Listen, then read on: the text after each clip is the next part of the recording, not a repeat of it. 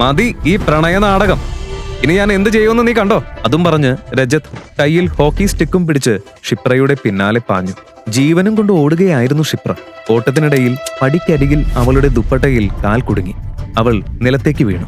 അതുകണ്ട് രജത് വേഗത്തിൽ അവളുടെ അടുത്തേക്ക് ഓടിയെത്തി ദേഷ്യത്തോടെ അലറി, എന്നെ തള്ളിയല്ലേ, ഇനി നിന്റെ തല എങ്ങനെ പിളർക്കുമെന്ന് കണ്ടോളൂ. അതും പറഞ്ഞ് ഗുണ്ടയായ രജത് ഹോക്കി സ്റ്റിക്ക് ഉയർത്തി.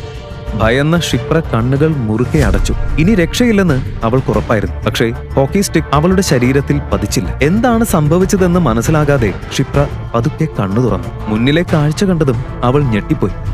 വരൻ കഴുതപ്പുറത്ത് വരുന്നു, നോക്കൂ നോക്കൂ, എല്ലാവരും മൂക്ക് പൊത്തിക്കോ, ഈ വരനിൽ നിന്ന് ഭയങ്കര ദുർഗന്ധമാണ് വരുന്നത്. ഒരു മൂകനായ വരൻ കഴുതപ്പുറത്ത് കല്യാണത്തിനെത്തി. തലയിൽ തലപ്പാവില്ല, കാലിൽ ചെരുപ്പുമില്ല, ഷെർവാണിക്ക് പകരം പഴകിയ ഒരു ബനിയൻ മാത്രം. ആ കാഴ്ച കണ്ട വധു ഞെട്ടിപ്പോയി. അവിടെ കൂടിയിരുന്ന അതിഥികളൊക്കെ അമ്പരം. മഞ്ഞ പല്ലുകൾ, നീണ്ട താടി, കണ്ടാൽ ഒരു ഭിക്ഷക്കാരൻ തന്നെയെന്ന് തോന്നും. ഈ നാശം വിതച്ചത് ഡോൺ മുക്തർ ആയിരുന്നു. അയാളാണ് വധുവിനെ ആ ഭിക്ഷക്കാരനെ വിവാഹം കഴിക്കാൻ നിർബന്ധിച്ചത്. പക്ഷേ ഒരാൾക്കും മനസ്സിലാകാത്ത ഒരു കാര്യമുണ്ടായിരുന്നു. ആ ഭിക്ഷക്കാരന്റെ യഥാർത്ഥ സത്യം പുറത്തു വന്നാൽ അവിടെ ഉണ്ടായിരുന്ന എല്ലാവരുടെയും ജീവൻ ഒന്നാകെ പകച്ചുപോകും. ഞാൻ ഒരിക്കലും ഈ ഭിക്ഷക്കാരനെ വിവാഹം കഴിക്കില്ല, എന്റെ കൈവിട്. ചുവന്ന വധുവേഷത്തിൽ നിന്ന് ക്ഷിപ്രയുടെ നിലവിളി ആ അലങ്കോലമായ പന്തലാകെ മുഴങ്ങി. പക്ഷേ അവളുടെ ധൈര്യം അധിക നേരം നിന്നില്ല. അടുത്ത നിമിഷം തന്നെ അപകടകാരിയായ ഗുണ്ട മുക്തർ അവളുടെ ഇളയ സഹോദരൻ രാഹുലിന്റെ നെറ്റിയിൽ തോക്ക് ചൂണ്ടി. ഇല്ല ഇല്ല, എന്റെ സഹോദരനെ വിട്ടേക്ക്. നിനക്കുള്ള പ്രശ്നം എന്നോടല്ലേ, എങ്കിൽ എന്റെ ജീവൻ എടുത്തോളൂ. അത് കേട്ട മുക്തറിന്റെ ചുണ്ടിൽ ഒരു ഭീകര പുഞ്ചിരി വിരിഞ്ഞു. അവന്റെ കണ്ണുകൾ മുഴുവൻ പ്രതികാരവും പകയും നിറഞ്ഞിരുന്നു. നീ എന്റെ സഹോദരന്റെ വിവാഹാലോചന നിരസിച്ചില്ലായിരുന്നെങ്കിൽ ഇന്ന് ഈ നഗരത്തിന്റെ രാജ്ഞിയായനെ. പക്ഷെ ഇല്ല, നിന്റെ വിധിയിൽ എഴുതിയിരിക്കുന്നത് ഒരു ഭിക്ഷക്കാരന്റെ ഭാര്യയാകാനാ. അത് കേട്ടപ്പോൾ ക്ഷിപ്രയുടെ അച്ഛൻ രാജ്ദീപ് റായ്, ഇതുവരെ മകളുടെ നിസ്സഹായ അവസ്ഥ നോക്കി നിന്ന അദ്ദേഹം തകർന്നുപോയി. ഭയന്ന് വിറച്ച് എല്ലാവരുടെയും മുന്നിൽ വെച്ച് ഭീകരനായ മുക്തറിന്റെ മുന്നിൽ മുട്ടുകുത്തി. പ്ലീസ് എന്നോട് ക്ഷമിക്കൂ, എനിക്ക് തെറ്റുപറ്റി. എല്ലാവരുടെയും മുന്നിൽ ഞാൻ നിന്നോട് മാപ്പ് ചോദിക്കാം. എന്റെ മകളുടെ ജീവിതം നശിപ്പിക്കരുത്, പ്ലീസ്. കുറച്ചു മാസങ്ങൾക്ക് മുൻപ് മുക്തറിന്റെ സഹോദരൻ ക്ഷിപ്രയോട് വിവാഹ അഭ്യർത്ഥന നടത്തിയിരുന്നു. പക്ഷേ അവൾ അത് നിരസിച്ചു. അതിന്റെ ദേഷ്യത്തിൽ അവൻ ക്ഷിപ്രയോട് മോശമായി പെരുമാറാൻ ശ്രമിച്ചു. ഉടൻ തന്നെ ക്ഷിപ്ര പോലീസിനെ വിളിച്ച് അവനെ ജയിലിലാക്കി. അതിന്റെ പ്രതികാരം ചെയ്യാനായിരുന്നു മുക്തറിന്റെ ഈ കളി.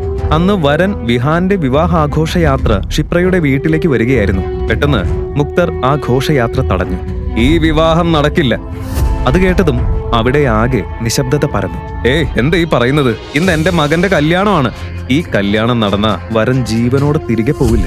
സഹോദര, ഞങ്ങൾ ഇപ്പൊ തന്നെ തിരിച്ചു പൊക്കോളാം. പക്ഷേ മുക്തറിന്റെ പ്രതികാരം അതുകൊണ്ട് തീർന്നില്ല. ക്ഷേത്രത്തിന്റെ പടിയിലിരുന്ന ഒരു ഭിക്ഷക്കാരനെ അവൻ കണ്ടു. കീറിയും അഴുക്കു പിടിച്ചും കിടക്കുന്ന വസ്ത്രങ്ങൾ, തലമുടിയും താടിയും എല്ലാം വളർന്നു കിടക്കുന്നു. അല്ല, ആ ഭിക്ഷക്കാരൻ ഇങ്ങോട്ട് കൊണ്ടുപോവാ, കുതിരപ്പുറത്ത് കയറ്റിയിരുത്ത്. ഇന്ന് ക്ഷിപ്രയെ വിവാഹം കഴിക്കുന്നത് അവനായിരിക്കും. വിവാഹ ഘോഷയാത്രയിൽ തോക്കേന്തിയ ഗുണ്ടകൾ നൃത്തം ചെയ്യുകയായിരുന്നു. കുതിരപ്പുറത്തിരുന്ന ഭിക്ഷക്കാരന് ഒന്നും മനസ്സിലായില്ല. എന്താണ് നടക്കുന്നതെന്ന് അവൻ പൂർണ്ണമായും ആശയക്കുഴപ്പത്തിലായിരുന്നു. ബാൻഡിന്റെയും വെടിയൊച്ചകളുടെയും നടുവിൽ ആ ഭിക്ഷക്കാരന്റെ വിവാഹ ഘോഷയാത്ര ക്ഷിപ്രയുടെ വീട്ടിലെത്തി. അവിടെ ക്ഷിപ്ര ഈ വിവാഹം നിരസിച്ചതോടെ മുക്തർ അവളുടെ സഹോദരന്റെ തലയിൽ തോക്ക് ചൂണ്ടി പറഞ്ഞു, നിന്റെ സഹോദരൻ ജീവനോടെ വേണമെങ്കിലേ ഈ ഭിക്ഷക്കാരനെ വിവാഹം കഴിക്കണം. ഞാൻ സമ്മതിക്കുന്നു. അവളുടെ സമ്മതം കേട്ടതും മുക്തറിന്റെ മുഖത്ത് വിചിത്രമായ ഒരു പുഞ്ചിരി വിരിഞ്ഞു. അതെ, നിന്റെ വരൻ ഒരിക്കലും നിന്നോടൊന്നും പറയില്ല, കാരണം അവൻ മൂകനാണ്. അത് കേട്ട ക്ഷിപ്ര ഭിക്ഷക്കാരനെ ശ്രദ്ധിച്ചു. അവിടെ ഉണ്ടായിരുന്നവരെല്ലാവരും അവന്റെ അഴുക്ക് പിടിച്ച വസ്ത്രങ്ങളും മലിനമായ രൂപവും മാത്രമാണ് കണ്ടത്. പക്ഷേ ക്ഷിപ്രയുടെ കണ്ണിൽ പതിഞ്ഞത് അവന്റെ നിഷ്കളങ്കമായ കണ്ണുകളായിരുന്നു. കല്ല, വരൻ ഇവിടെ കൊണ്ടുവാ, വധുവിന് അവനെ കാണാൻ വലിയ ആഗ്രഹമുണ്ട്. വാ മുന്ന, ഇന്ന് നിന്റെ കല്യാണമാ, നോക്ക്. കല്ല ഭിക്ഷക്കാരന്റെ കൈ പിടിച്ച് വേദിയിലേക്ക് വലിച്ചു കൊണ്ടുപോകാൻ ശ്രമിച്ചു. പക്ഷെ ഭിക്ഷക്കാരൻ ആ കൈ ശക്തിയായി വലിച്ചു മാറ്റി. കഴുതേ, നിന്റെ ഭാഗ്യം മാറ്റി തരാനാണ് ഞാൻ നോക്കുന്നത്. നീയോ ഇനിയും ചെളിയിലിരിക്കാനോ? വാ, മുന്നോട്ട് നടക്ക്. ഭിക്ഷക്കാരൻ മുക്തറിന്റെ വാക്ക് കേൾക്കാതിരുന്നതോടെ ഒരു നിമിഷം പോലും കളയാതെ മുക്തർ അവന്റെ കവിളിൽ 3-4 തവണ ആഞ്ഞടിച്ചു. ഭിക്ഷക്കാരന്റെ വായിൽ നിന്ന് രക്തമൊഴുകാൻ തുടങ്ങി. അവൻ മൂകനായിരുന്നതിനാൽ വേദന കൊണ്ട് അലറാൻ പോലും കഴിഞ്ഞില്ല. പന്തലിലുണ്ടായിരുന്ന ആളുകൾക്ക് ആ ഭിക്ഷക്കാരനോട് സഹതാപം തോന്നി. ഇവനും ഈ പെൺകുട്ടിയോട് സഹതാപം തോന്നിയെന്നാണ് തോന്നുന്നത്. അതുകൊണ്ടാവാം ഇവൾക്ക് വേണ്ടി ഇത്രയും മടി കൊണ്ടിട്ടും സഹിച്ചു നിൽക്കുന്നത്. ഇനി എന്ത് ചെയ്യാൻ ബോസ്? ഇത്ര പെട്ടെന്ന് വേറൊരു ഭിക്ഷക്കാരനെ കിട്ടില്ലല്ലോ. കേട്ടോ ഭിക്ഷക്കാര, ഈ പയ്യൻ തന്റെ ചേച്ചി കാരണമാണ് ഇതുവരെ രക്ഷപ്പെട്ടത്. പക്ഷെ നീ ഇനിയും പിടിവാശി തുടർന്ന ഇവൻ ജീവനോടെ ഉണ്ടാകില്ല. മുക്തറിന്റെ വാക്കുകൾ കേട്ടതും ഭിക്ഷക്കാരന്റെ മനസ്സു കുലുങ്ങി. അവന്റെ കണ്ണുകളിൽ അസ്വസ്ഥത നിറഞ്ഞു. അവൻ ആദ്യം രാഹുലിനെ നോക്കി, പിന്നെ ക്ഷിപ്രയെ. ക്ഷിപ്രയ്ക്കും ഇപ്പോൾ അവന്റെ നിസ്സഹായ അവസ്ഥ പൂർണ്ണമായി മനസ്സിലായി. എന്താ ഞാൻ പറയുന്നത് മനസ്സിലാവുന്നില്ലേ? ഈ പയ്യനെ ബലിയാടാക്കാനാണോ നിന്റെ തീരുമാനം? അതും പറഞ്ഞ് മുക്തർ രാഹുലിന്റെ കഴുത്തിൽ കത്തിച്ചേർത്തു. അത്രയും മതി. ഭിക്ഷക്കാരൻ സ്വയം വേദിയിലേക്ക് നടന്നെത്തി. ഏയ് പണ്ഡിറ്റ്, ചടങ്ങ് തുടങ്ങിക്കോ. പണ്ഡിറ്റ് ഭയന്നുകൊണ്ട് മന്ത്രങ്ങൾ ചൊല്ലാൻ തുടങ്ങി. അങ്ങനെ വിവാഹ ചടങ്ങ് പൂർത്തിയായി. തന്റെ വിവാഹത്തെക്കുറിച്ച് ഒരുപാട് സ്വപ്നങ്ങൾ കണ്ടിരുന്ന ക്ഷിപ്ര ഇന്ന് നിസ്സഹായയായി ഒരു ഭിക്ഷക്കാരനെ വിവാഹം കഴിക്കേണ്ടി വന്നു. വിവാഹത്തിനെത്തിയിരുന്ന മാന്യരായ എല്ലാവരുടെയും മുന്നിൽ ക്ഷിപ്രയുടെയും കുടുംബത്തിന്റെയും അഭിമാനം തകർന്നു വീണു. അഭിനന്ദനങ്ങൾ ബൽവന്ത് റായ്, ഇന്ന് നിങ്ങളുടെ കൊച്ചുമകൾ നിങ്ങളുടെ കുടുംബത്തിന്റെ അന്തസ്സ് നന്നായി കൂട്ടിയല്ലോ. മുക്തർ രാഹുലിനെ വിട്ടിട്ട് പോകാനായി തിരിഞ്ഞു. പക്ഷേ എന്തോ ഓർമ്മ വന്നതുപോലെ വീണ്ടും ക്ഷിപ്രയുടെ അടുത്തേക്ക് നടന്നു. എന്നോട് കളിച്ച എന്ത് സംഭവിക്കുമെന്ന് ഇപ്പോഴെങ്കിലും മനസ്സിലായില്ല. ഇന്ന് നീ ഈ ഭിക്ഷക്കാരന്റെ ഭാര്യ. വിവാഹ ജീവിതത്തിന് എല്ലാ ആശംസകളും. ആദ്യ രാത്രി നന്നായി ആഘോഷിക്കേ. അവർ പോയതും ക്ഷിപ്ര അവിടെ തന്നെ ബോധരഹിതയായി വീണു. എന്റെ മോൾക്ക് എന്താ പറ്റിയത്? ആരെങ്കിലും ഒന്ന് നോക്കൂ. പേടിക്കേണ്ട കാര്യമില്ല. അമിതമായ മാനസിക സമ്മർദ്ദം കൊണ്ടാണ് ബോധം പോയത്. കുറച്ചു കഴിഞ്ഞാൽ ബോധം തിരികെ വരും. അത് കേട്ട രാഹുൽ തന്റെ ചേച്ചിയെ എടുത്ത് അകത്തേക്ക് കൊണ്ടുപോയി. അവിടെ ഉണ്ടായിരുന്ന ബന്ധുക്കളും ചിരി അടക്കി പിടിച്ചുകൊണ്ട് ഓരോരുത്തരായി മടങ്ങാൻ തുടങ്ങി. ആ അവസരം മുതലെടുത്ത് മൂകനായ ഭിക്ഷക്കാരനും ശബ്ദമില്ലാതെ ക്ഷേത്രത്തിലേക്ക് നടന്നു.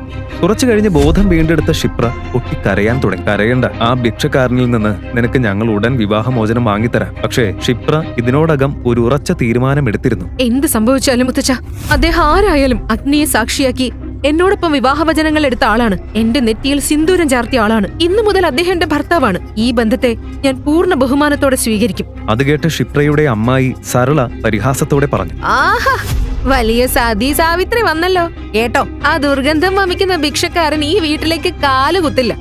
ഇത്രയും സ്നേഹമാണെങ്കിലേ ഒരു പാത്രം പിടിച്ച് ക്ഷേത്രപ്പടിയിൽ അവന്റെ കൂടെ പോയി ഇരുന്നോ. മറുവശത്ത് ഈ കുടുംബ നാടകങ്ങളൊന്നും അറിയാതെ ഭിക്ഷക്കാരൻ തിരികെ ക്ഷേത്രത്തിലെത്തി തന്റെ പാത്രവുമായി പഴയ സ്ഥലത്തിരുന്നു. അവന്റെ മുഖം കണ്ടാൽ തന്നെ ഇപ്പോൾ എന്തൊക്കെയോ ഭയങ്കരമായ സംഭവം അവന്റെ ജീവിതത്തിലും നടന്നു പോയെന്ന് തോന്നുമായിരുന്നു. അടുത്ത ദിവസം ക്ഷിപ്രയും കുടുംബവും പൂജ നടത്താൻ ക്ഷേത്രത്തിലെത്തി.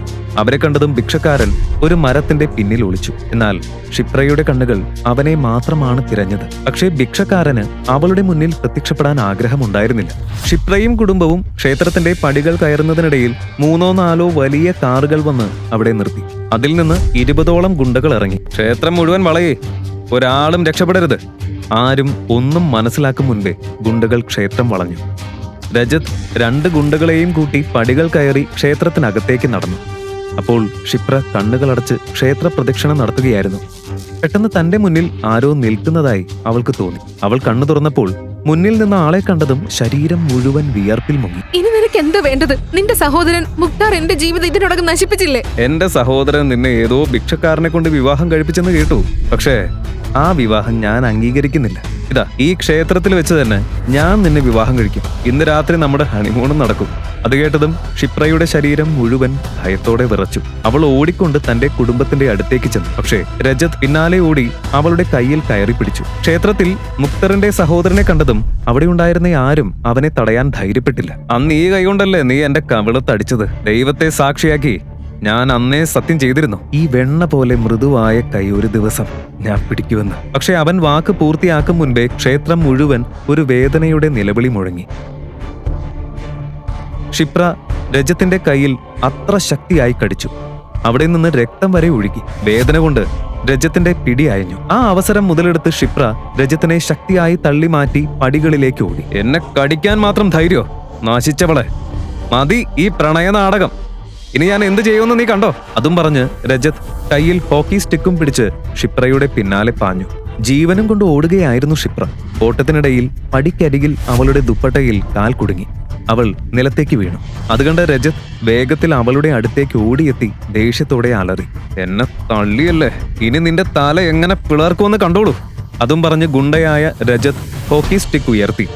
ഭയന്ന ക്ഷിപ്ര കണ്ണുകൾ മുറുക്കെ അടച്ചു. ഇനി രക്ഷയില്ലെന്ന് അവൾക്കുറപ്പായിരുന്നു. പക്ഷേ ഹോക്കി സ്റ്റിക്ക് അവളുടെ ശരീരത്തിൽ പതിച്ചില്ല. എന്താണ് സംഭവിച്ചതെന്ന് മനസ്സിലാകാതെ ക്ഷിപ്ര പതുക്കെ കണ്ണു തുറന്നു. മുന്നിലെ കാഴ്ച കണ്ടതും അവൾ ഞെട്ടിപ്പോയി.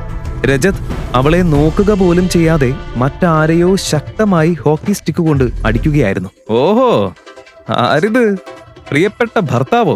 വളരെ നന്നായി. ഇനി ഇവള് വിധവയാകും. അതിനുശേഷം ഞാൻ ഇവളോടൊപ്പം ആദ്യ രാത്രി ആഘോഷിക്കും. വിധവാ വിവാഹം നല്ല കാര്യമല്ലേ? ഞാൻ സമൂഹ സേവനമാണ് ചെയ്യുന്നത്. പക്ഷേ രക്തത്തിൽ കുളിച്ചിരുന്ന ആ ഭിക്ഷക്കാരൻ അടുത്ത നിമിഷം തന്നെ മുന്നോട്ട് ചാടി. അവൻ രജത്തിനെ അതിശക്തിയായി തള്ളിയിട്ടു. രജത് പടികളിലൂടെ ഉരുണ്ടു വീണു. അതേസമയം ഒരു പോലീസ് ജീപ്പ് ക്ഷേത്രത്തിന് മുന്നിലെത്തി. പോലീസിനെ കണ്ടതും ക്ഷിപ്രയ്ക്കും കുടുംബത്തിനും വലിയ ആശ്വാസമായി. അവർ ഓടിച്ചെന്ന് പോലീസിന്റെ അടുത്തെത്തി. ക്ഷിപ്ര ഇൻസ്പെക്ടറോട് എല്ലാം പറയാൻ തുടങ്ങുന്നതിന് മുൻപ് തന്നെ അദ്ദേഹം പറഞ്ഞു, ഈ ഭിക്ഷക്കാരനെ പിടിച്ച് സ്റ്റേഷനിലേക്ക് കൊണ്ടുപോകൂ. മാഡം, നിങ്ങൾ വീട്ടിലേക്ക് പോകൂ. ഇത് പോലീസ് കേസാണ്. ഈ ഭിക്ഷക്കാരൻ മുക്തർ ഭായിയുടെ സഹോദരനെ ആക്രമിച്ചിട്ടുണ്ട്. പക്ഷേ ഇൻസ്പെക്ടർ സർ, അദ്ദേഹം എന്നെ രക്ഷിച്ചതാ. ക്ഷിപ്ര എന്തെങ്കിലും പറയാൻ തുടങ്ങുന്നതിന് മുൻപേ അവളുടെ അമ്മായി സരള ഇടയിൽ കയറി പറഞ്ഞു, ഒരു കാര്യം ചെയ്, നീ അവന്റെ കൂടെ പോ. ജയിലിലിരുന്ന് തത്തയും മൈനയും കളിച്ചോ. അതും പറഞ്ഞ് സരള ക്ഷിപ്രയുടെ കൈ ബലമായി പിടിച്ച് അവളെ അവിടെ നിന്ന് കൊണ്ടുപോയി. പോലീസ് ഭിക്ഷക്കാരനെ അറസ്റ്റ് ചെയ്തു. അവനും ഒന്നും പറയാതെ ശാന്തമായി പോലീസിന്റെ കൂടെ നിന്നു. കഥയുടെ ബാക്കി അറിയാൻ അടുത്ത എപ്പിസോഡ് കാണൂ പോക്കറ്റ് FM-ന്റെ യൂട്യൂബ് ചാനലിൽ മാത്രം. ബെഗർ ഹസ്ബൻഡ് എന്ന കഥയുടെ എല്ലാ എപ്പിസോഡുകളും കേൾക്കാൻ ഡിസ്ക്രിപ്ഷനുള്ള ലിങ്ക് ഉപയോഗിച്ച് പോക്കറ്റ് FM ആപ്പ് ഡൗൺലോഡ് ചെയ്യൂ.